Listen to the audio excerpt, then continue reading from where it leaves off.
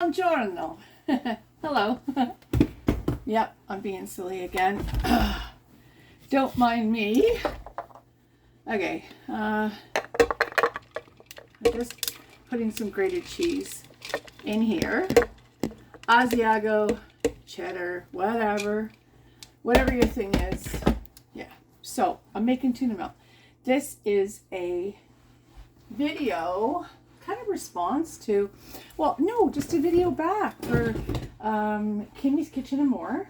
So, what's for dinner, y'all? Hosted by the beautiful, she's such a lovely smile, beautiful lady, Kimmy's Kitchen and More. And she made a video on tuna melt.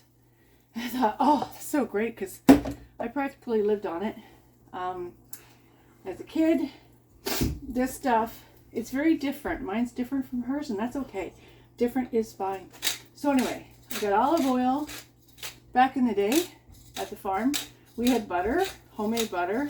It didn't last very long because we didn't add preservatives, so it only lasts like 3 days max in the fridge. But anyway, all you do is use whipping cream. You know how to do it. Okay, so this video has changed. This recipe has changed over time because I'm using olive oil. I'm using a boatload, I think 2 onions, that I put in the processor because I'm too darn lazy to chop them. And I'll bring you over here, and then maybe you can see more of that. And you see spinach in there, right? Oh, sorry, I'm gonna fall over. You guys staggering again? I got the best people in the world here. So cool. Okay, so my mom used a little bit of onion if it was in season and we could get out of the garden, or whatever was in the fridge. And we always had peas. Always had peas.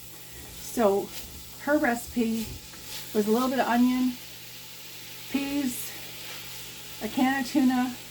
We had cow named Margie, so we had lots and lots and lots of milk. She'd add milk to it, and then thicken it with flour and water, and the tuna at the end. 1 can of tuna would last 5 people. My father would have roast beef for himself. He would lower himself to eat the food we ate, and we would have this. Frankly, I prefer this. So over the years, I've doctored it up. Now I have already added pepper, as you saw, and some thyme. The other thing I like to add is celery seed. Eyeball it. 3/4 of a teaspoon or more, I don't know, whatever. And the other thing, okay, I borrowed this recipe. The idea from, what's her name now? Darn it. Southern lady, beautiful. Really, really good at cooking. I won't put too much in. Put too much in, you can't get it all out. That's hard. Oh, this just broke. Cheap dollar store stuff. Dang it. In here is half a cup, right, of garlic, half a cup onion, a tablespoon of pepper, 2 tablespoons of chives or parsley or both, and half a teaspoon of paprika. There's no salt in there. Paula Deen, she made the silly salt. So I made my own because I can't have hers. It's got too much salt in it. I'm going to lower the temperature down. And don't mind me. My drinking water. Just my family. I'm not at a restaurant. I'm just a home cook. But come over and take a look. That's going to sweat out. It's on 5. I don't want to do it for too long. And then my own thing that I add to this, because it doesn't take long to do. Okay. Now, this is just my own. You could just add peas and then milk, tuna, and thicken it up. You do whatever you want. I'm on peas. So I don't know. 2 cups of peas. They were frozen. No, already, that's a huge amount. This is 1 part of kind of, I don't know, it's frozen spinach. But I just like a little bit of goodness, and I like to try and add as much vegetable as I can. And my rule of cooking is I try, don't always succeed in doing at least 5 vegetables. Today, I'm not excelling that, but whatever, or exceeding that. I like to pull it apart because otherwise it could be a little bit stringy.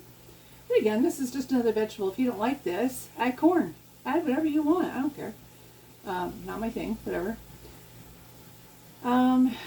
So, you know that we're going to be adding milk and tuna. I'm adding water chestnuts. Not many, just a few. That's Paul's put into it, which is really nice. So, you see, the more people you share this with, the more ideas you get. Now, once it's all done and put together and thickened, right? I'm going to rinse my hands. You can, you can, have it cold or hot or whatever. You can have it like a soup or whatever. Let me show you. Okay, I'm going to add that. That's not all there. To wash my hands again. This is it. Not high enough now. Anyway, at some point we're going to be adding the tuna. We're going to be adding the milk. And it's going to cool down quite a bit. Should have hot milk really, but I don't have that. Anyway, and then you add cheese. Put it on toast. It's good. Put it on dry bread, crusty bread, ciabatta, whatever. It's up to you. There's the tuna. That's 2 cans. My mother would have used 1, and it would last, for 5 people for a meal, and had leftovers. She could really stretch it out. I must have a little more tuna than that. Anyway, that's fine. It's a very good recipe because not only do you put it on toast, and then, put cheese on top and slide it on the broiler, but you could also, right, reserve the cheese, cook some noodles, which I'm going to be doing, put a casserole pan, put this blanketed creamy tuna onion peasy recipe, this stuff here, spinach, and add cheese on top of that, bake it in your oven because everything's cooked, and you can do that. You can make all of this, freeze half of it, freeze a quarter of it in a separate bag, another quarter in a separate bag. Use that for another recipe. Put it on top of rice. Cool. And that'll feed a bunch of people. Make a casserole with just a little bit if you want. And have some with rice. Reserve some of this though and freeze at least half. This recipe is a bulk meal. I can't tell you it's under $5. Because you know what, in Canada, where I am, it's more expensive than Ontario, where I lived for a long time. Setting chives, you don't have to do that. I just want to. I like chives. So, we're going to pause. I'm going to get a slurry going, which is milk, well, usually water, but I'm using milk, and cornstarch. I'll come right back. So I've been adding milk. This is a good way to use up milk when it starts to, that's before. Don't leave this in the recipe. It would not taste good.